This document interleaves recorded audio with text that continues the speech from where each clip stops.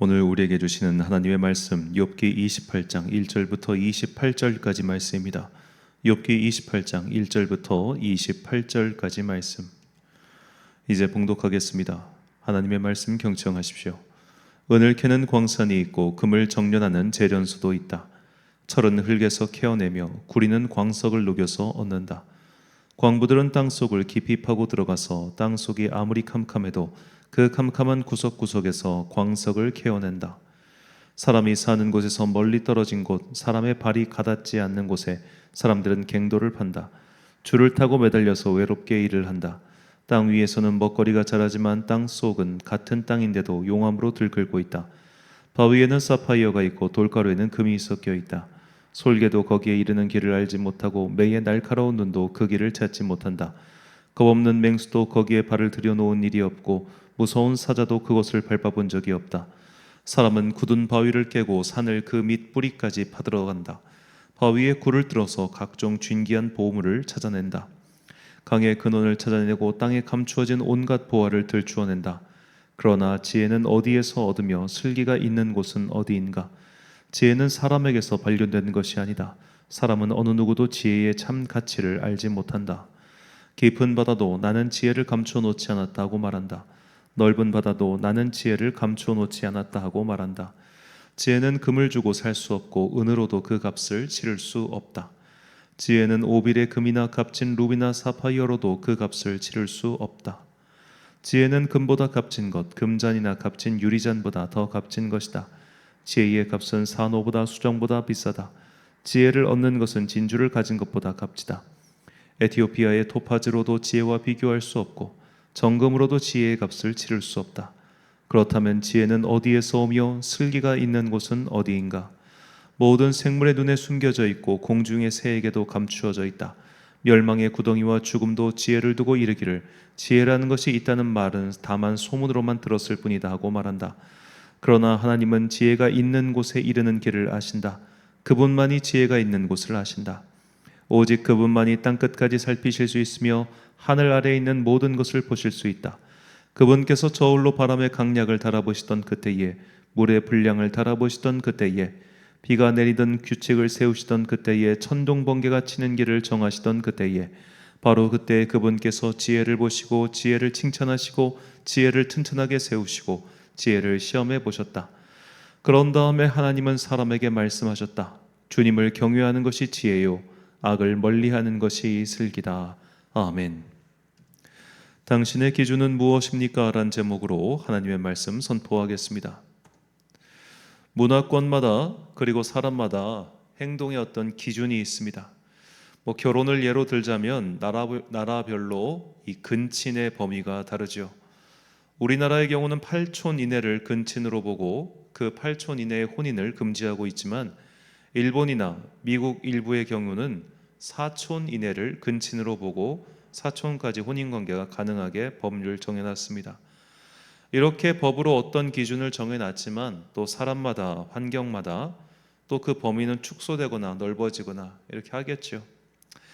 이처럼 사람에 따라 또 문화권에 따라 그 윤리와 행동의 기준이 달라지는 것은 우리가 다 알고 있는 상식이죠. 자, 그렇다면 우리는 이런 것과 관계없는 사람들이 사는 근본적인 기준, 근본적인 지혜, 근본적인 원리를 파악할 수 없는 것일까요? 성경은 우리에게 분명한 것 한 가지를 제시하고 있습니다. 그것을 성경은 지혜와 명철이라고 말하죠. 자, 지혜라고 번역하는 히브리어는 호크마인데 이는 성실하다, 견실하다, 부지런하다라는 뜻에서 나온 단어고요. 그리고 명철이라고 번역하는 히브리어 바이는 뚜렷하다, 가르다, 이해하다, 통달하다라는 뜻에서 확장된 단어입니다. 자, 굳이 이 단어를 구분하자면 지혜, 곧 호크마란 외적으로 드러나는 지혜로운 행동을 가리키고 명철, 히브리어로 바인이란 내면에 있는 어떤 확고한 기준, 그러니까 가르는 거니까요. 이건 맞고 이건 아니다라고 하는 그런 기준을 뜻할 수 있습니다. 명철이 있는 자는 당연히 지혜롭게 행동하며 지혜롭게 행동하는 자 안에는 명철이 있습니다. 기준이 확실하니까 그 기준에 따라서 행동하는 것, 이것이 지혜로운 행동이라는 거죠. 그 기준을 세우는 것은 명철이고요. 기준이 분명할 때 행동은 바르게 나타나는 법입니다.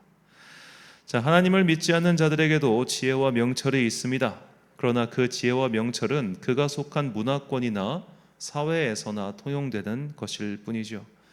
성경을 하나님의 말씀으로 받아들이고 성경을 통해 지혜와 명철을 분명히 세우는 사람, 그 사람이 바로 그리스도인입니다. 그러니까 내가 기존에 알고 있던 사회 문화권 혹은 인문과학적인 기준, 그런 것이 내 삶의 기준이 아니라 성경이 말하는 삶이 나의 기준이 된 사람, 그런 사람이 바로 그리스도인이라고 하는 것이죠. 오늘 본문은 우리가 지혜와 명철이라는 기준을 어떻게 세워야 하는지 그것을 알려주고 있습니다. 본문 12절과 20절 말씀에서 오늘 본문의 화자인 욥은 이렇게 독자들에게 묻습니다. 그러나 지혜는 어디서 얻으며 명철이 있는 곳은 어디인고? 그런즉 지혜는 어디서 오며 명철이 머무는 곳은 어디인고? 그러니까 욥은 이렇게 이 말로 주의를 환기시키는 것이죠. 야, 지혜와 명철은 어디 있지? 우리가 이것을 어디서 찾을 수 있을까? 이렇게 독자들에게 어떻게 보면 질문을 던지고 그 질문에 대한 답을 다시 본문에 적어 놓습니다. 본문 23절과 28절. 하나님이 그 길을 아시며 있는 곳을 아시나니 또 사람에게 말씀하셨도다. 보라, 주를 경외함이 지혜요 악을 떠남이 명철이니라. 자, 하나님께서 그 길을 아시고 하나님을 경외함이 지혜요 악을 떠남이 명철이다. 자, 이 28절 말씀은 사실 잠언에 나오는 말씀입니다.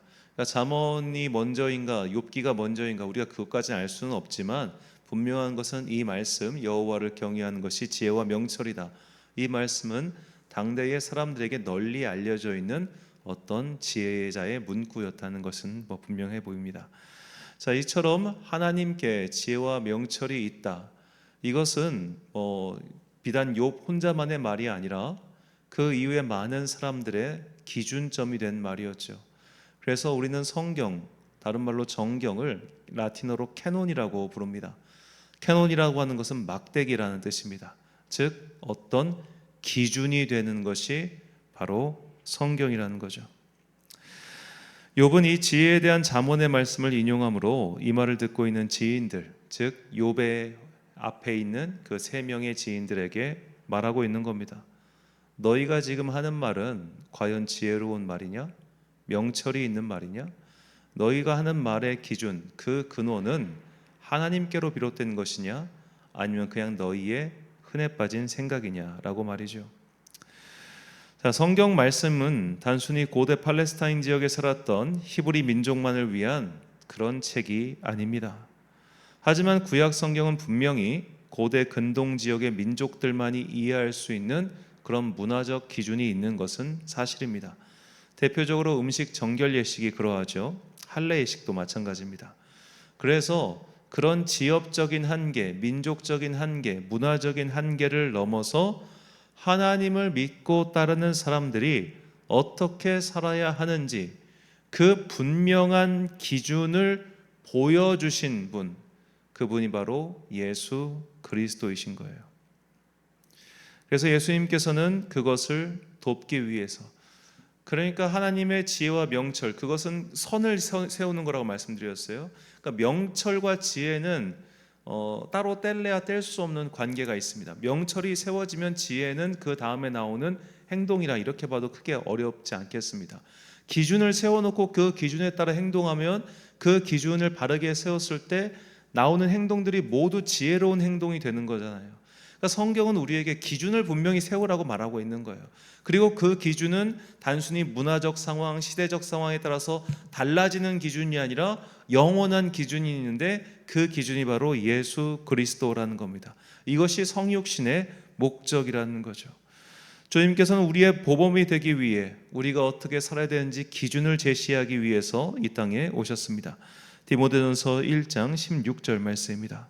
그러나 내가 긍휼을 입은 까닭은 예수 그리스도께서 내게 먼저 일체 오래 참으심을 보이사 후에 주를 믿어 영생 얻는 자들에게 본이 되게 하려 하심이라. 아멘. 예수님께서는 바울이 사울일 적에 그의 행동에 대해서 오래 참으셨습니다. 바울은 예수님께서 보여주신 모범에 따라 그도 다른 사람들을 오래 참아주기 위해 노력했습니다. 그가 성격이 보통이 아닌 사람이었음에도 불구하고 그를 함께하는 사람들을 오래 참은 걸 보면 그가 주님께서 오래 참으신 본을 보여주셨기 때문에 그렇게 한 것이지, 아마 자기 원래 성질이었으면 그냥 교회 해체해버려, 고린도 교회 같은 경우 그랬을 겁니다. 그럼에도 불구하고 그가 본이 있기 때문에 그는 그것을 따라했고, 그리고 그 행동을 다시 그의 후임자인 디모데에게 요구하는 것이죠. 예수님께서 본을 먼저 보이셨고 그의 제자들도 그 본을 따라 다음 제자들에게, 그러니까 교회사적으로 말하면 속사도들에게 그 본을 보여줬습니다. 너희도 이와 같이 행하라. 서로 발을 씻어주라. 그 말. 그것이 단순히 날마다 세족식을 거하라라고 하는 그런 1차원적인 말씀이 아닌 것을 다 알 겁니다. 서로 섬겨주고 아껴주고 사랑해주라고 하는 이 기준을 보여주셨고, 그 기준에 따라서 제자들도 행동했고, 그 제자들의 행동을 본 다른 성도들도 그 기준에 따라서 계속해서 그 기준을 보여줬기 때문에 그 기준을 세운 사람들이 그리스도인이고, 그래서 그 기준대로 살았던 그리스도인들은 지혜롭고 명철 있게 살았던 것이죠. 우리는 그 기준을 바로 나의 선, 분명한 선으로 삼아서 그 선을 지키는 사람들입니다. 이제 우리의 각 사람의 지혜와 명철에 대해서 생각해 봅시다. 모든 사람은 각자 나름의 기준이 있습니다. 어떤 사람의 기준은 사회적으로 용인을 받고, 또 어떤 사람의 기준은 사회적으로 지탄을 받기도 하지요.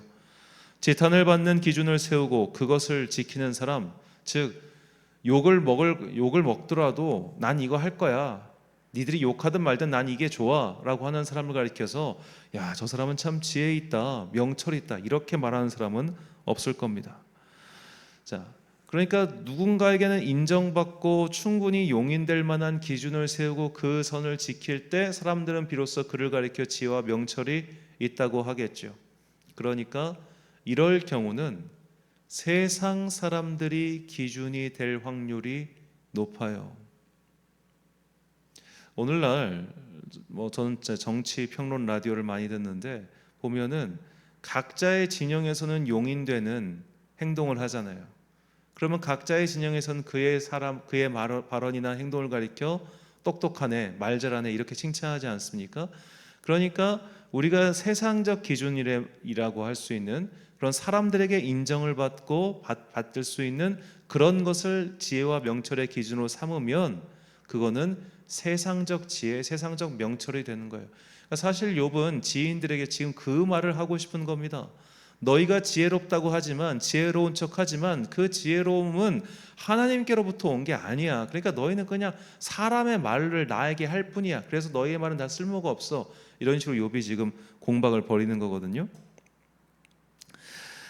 자, 그래서 우리는 단순히 지혜와 명철이 있다는 평을 받는 것, 이게 중요한 게 아니라 예수 그리스도 곧 하나님의 말씀인 성경과 그 말씀이 성육신하여 이 땅에 오신 예수 그리스도를 기준으로 삼고 그 선을 지키는 사람이 되어야 되는 거예요. 이것이 하나님을 기쁘시게 만드는 지혜와 명철이 있는 사람입니다. 자, 우리가 간단하게 새벽에 말씀을 길게 할 거 아니지만 이 동성애라고 하는 하나의 코드만 놓고 생각해 봅시다. 이제 서양 사람들이 볼 때는 그거 아무것도 아니에요. 각종 드라마, TV 이런 데서 그런 것들을 아무렇지 않은 것처럼 만들었어요. 사람들은 그것에 대해서 아무렇지 않을 거예요. 근데 우리가 볼 땐 그거 아니잖아요. 그러니까 그 기준을 분명히 세웠을 때 그 기준에 따라 지혜와 명철이 있는 것이지, 세상 사람들 따라서 간다고 해서 사람들의 많은 박수갈채와 지지를 받는다고 해서 그것이 지혜로운 것은 아니라는 겁니다. 우리는 욥이 은연중에 던지는 이 질문, 너희가 말하는 지혜와 명철, 그 기준은 도대체 어디서 온 것이냐? 이것을 진지하게 들어야 합니다. 나는 어떤 기준을 가지고 살고 있습니까? 또는 어떤 기준을 가지고 다른 사람에게 말을 하고 있습니까? 우리는 성경의 말씀 속에서, 그리고 예수 그리스도께서 보여주신 삶의 본을 따라서 그것을 기준으로 삼아야 합니다. 그것을 기준으로 삼을 때 비로소 우리는 성경이 말하는 지혜와 명철, 그 아름다운 삶을 살 수 있으며 그 삶을 다른 사람에게 전할 수 있는 것이죠. 그래서 사도 바울은 디모데에게 다음과 같이 권면합니다. 이 권면이 우리의 사명이 되기를 소망합니다. 디모데후서 1장 13절과 14절 말씀, 너는 그리스도 예수 안에 있는 믿음과 사랑으로서 내게 들은 바 바른 말을 본받아 지키고 우리 안에 거하시는 성령으로 말미암아 내게 부탁한 아름다운 것을 지키라. 아멘. 사랑하는 천안광성교회 성도 여러분, 그리고 이 새벽을 함께 깨우고 계신 귀한 주님의 자녀 여러분, 하나님께서는 우리에게 말씀과 예수 그리스도를 통해 지혜와 명철이 무엇인지, 우리 안에 무엇을 세우고 무엇을 지켜야 하는지를 가르쳐 주셨습니다. 우리 각 사람은 그 받은 바를 지키고 전해야 하는 사람들입니다. 우리가 성경을 읽고 배우는 근본적인 이유는 말씀이 가르쳐주는 그 지혜와 명철을 얻어 하나님께서 기뻐하시는 이 시대의 삶을 살기 위해서입니다. 어쩌면 요즘날 우리들의 문제는 자꾸만 이 지혜와 명철을 성경과 예수님에게서 찾지 않고 자연과학, 사회과학 등에서 찾는 것, 이것이 아닐까라는 생각을 해봅니다. 물론 우리는 이런 일반 학문의 도움을 받아야 하지만 자칫해서 우리의 기준조차 그쪽이 정해주는 것대로 넘어가면 어느샌가 나도 모르는 사이에 지혜와 명철의 기준을 세상에 둔 채 살아가게 될 것입니다. 그때부터는 그의 말은 다 쓸데없는 말이 될 뿐이죠. 수천 년 전의 성경 말씀과 2000년 전에 살았던 예수님이라고 하는 한 인물을 우리의 지혜와 명철로 삼기 위해서는 묵상과 기도는 필수입니다. 각 사람이 어떻게 행동해야 할지 모를 때, 어떻게 말해야 할지 기준이 애매할 때 성경 말씀 속에서 답을 구하십시오. 그리고 말하기 전, 행동하기 전 꼭 기도하십시오. 그렇게 해서 하나님께서 주시는 지혜와 명철을 내 안의 기준으로 분명히 세워갈 때 우리는 이 세상을 사는 동안 좌로나 우로나 크게 치우치지 않는 바른 삶을 살게 될 것입니다. 말씀을 읽고 배우고 숙고하고 그리고 기도를 통해 내 삶에서 구체적인 기준을 분명히 세워나가 그리스도를 본받고 또 그리스도를 무사람에게 전하는 주님의 사람들이 되시길 예수님의 이름으로 축원합니다. 기도하겠습니다. 사랑과 은혜가 풍성하신 아버지 하나님, 오직 하나님의 말씀인 성경과 또 성육신하신 예수 그리스도께서 우리의 지혜와 명철이 되심을 깨닫게 해주시니 감사합니다. 이제 주님의 삶과 이 성경의 말씀을 내 삶의 기준으로 삼을 수 있도록 이 시간 지혜의 영이신 성령님 우리를 도와주옵소서. 수천 년 전에 기록된 말씀과 2000년 전에 살았던 한 사람이 그 성육신하신 예수가 정말로 내 삶의 기준이 될 수 있도록 이 시간 말씀을 내 안에 용해시켜 주사 그 말씀을 나의 삶의 기준으로 삼고 살아가는 주님의 제자들 되게 하여 주옵소서. 그래요, 내가 본받고 따라가는 예수 그리스도를 나의 다음과 그 다음에게 전하는 주님의 복음의 전달자들 되게 하여 주옵소서. 날씨가 점점 더워지는 여름입니다. 주님께서 당신의 자녀들에게 은총 베풀어 주사 낮에 해를 막는 구름 기둥을 보내주시고 주님의 은혜로서 각 사람들의 삶을 지켜 주옵소서. 오늘 하루도 참 좋으신 우리 주님의 은총과 평강이 모든 성도들과 함께 하시길 간절히 소망하오며 이 모든 말씀 우리 구주 예수 그리스도의 이름으로 기도드립니다. 아멘. 오늘의 기도 제목입니다. 지혜와 명철은 성경과 예수님을 통해서 얻는 것입니다. 내 안에 이것을 분명히 세워갈 수 있도록 지혜의 영이신 성령님의 도움을 구하시기 바랍니다. 오늘 주신 기도의 제목 가지고 기도와 묵상에 힘쓰는 하루 되십시오. 기도하겠습니다.